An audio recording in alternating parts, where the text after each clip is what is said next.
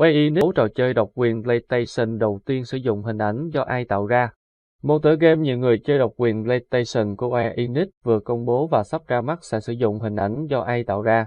Famta là cái tên của trò chơi độc quyền sắp ra mắt của PlayStation sẽ sử dụng AI trong một số ảnh của mình. Theo xác nhận của nhà sản xuất Shuhei Katani, Square Enix đã công bố game bắn súng anh hùng nhiều người chơi đầy màu sắc này trong sự kiện PlayStation Showcase hồi tháng 5. Khá giống với loạt game Laton của Nintendo do điểm nhấn chính của Famta là phun bọt vào chiến trường để giúp điều hướng môi trường hoặc ngăn chặn các cuộc tấn công của kẻ thù. Famta chuẩn bị ra mắt như một phần của dòng trò chơi hàng tháng trên PlayStation Plus vào ngày 6 tháng 2 và nếu thành công có thể khởi động một làn sóng trò chơi mới mang phong cách giống Laton. Một xu hướng khác có khả năng kém tích cực hơn đang phát triển trong ngành công nghiệp game là việc sử dụng AI để tạo ra các bức ảnh hoặc thậm chí là biểu diễn giọng nói lồng tiếng. Điều này đã thu hút sự quan tâm và tranh cãi giữa những người trong cuộc cũng như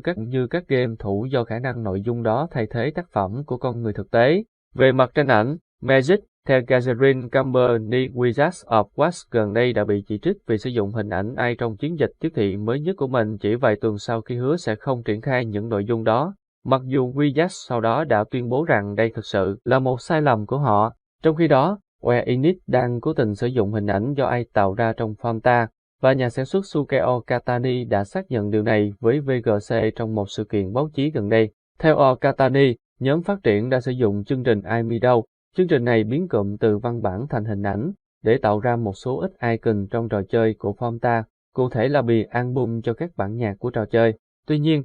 Katani đảm bảo với người chơi rằng phần lớn tài sản của Famta được tạo ra bằng tay và AI chỉ được sử dụng cho khoảng 0,01% hoặc ít hơn nguyên liệu của trò chơi. Bản thân Square Enix đã ủng hộ những tuyên bố của Katani trong một tuyên bố sau đó với VGC. Việc sử dụng AI trong việc tạo ra một số tranh ảnh trong trò chơi của Famta có thể là một điểm bùng phát khác trong cuộc tranh luận đang diễn ra về công nghệ nói trên, nhưng không quá ngạc nhiên với một công ty vốn đã đưa ra một số tuyên bố gần đây liên quan đến AI. Takashi Kiryu đã thông báo rằng công ty của ông sẽ tích cực trong việc áp dụng AI và các công nghệ mới khác vào việc phát triển và tiếp thị các tựa game trong tương lai như Famta. Mặc dù ông không đưa ra chi tiết cụ thể về điều này, chủ đề về AI trong sáng tạo nội dung vẫn là một vấn đề gây tranh cãi lớn trong toàn ngành công nghiệp giải trí, với một số người hào hứng với khả năng của công nghệ này và những người khác chỉ trích khả năng loại bỏ yếu tố con người và sự vô hồn của máy móc trong việc tạo ra các trò chơi điện tử như Famta. Tuy game bắn súng nhiều người chơi PlayStation sắp ra mắt thực sự sử dụng AI cho một lượng nhỏ tác phẩm nghệ thuật trong trò chơi và phần còn lại của trò chơi là do các nhà phát triển con người tạo ra,